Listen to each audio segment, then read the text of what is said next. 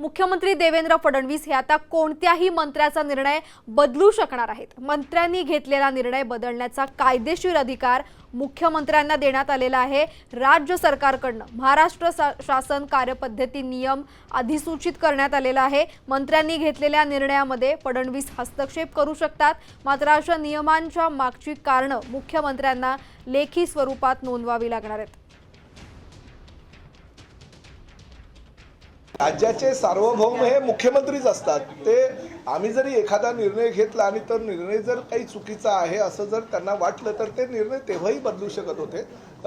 ह्या संदर्भात त्यांनी जर शासन निर्णय जाहीर केला असेल तर खूप चांगले। काही चुकीचे निर्णय जर मंत्रिमंडळाच्या माध्यमातून किंवा मंत्र्यांच्या माध्यमातून होत असेल तर मुख्यमंत्र्यांचं त्यावर नियंत्रण राहील, त्यामुळे ताबडतोब ते रद्द करू शकतील। त्यामुळे कायद्याची अडचण कुठेही निर्माण होणार नाही। कदाचित यासाठी त्यांनी तो GR केला।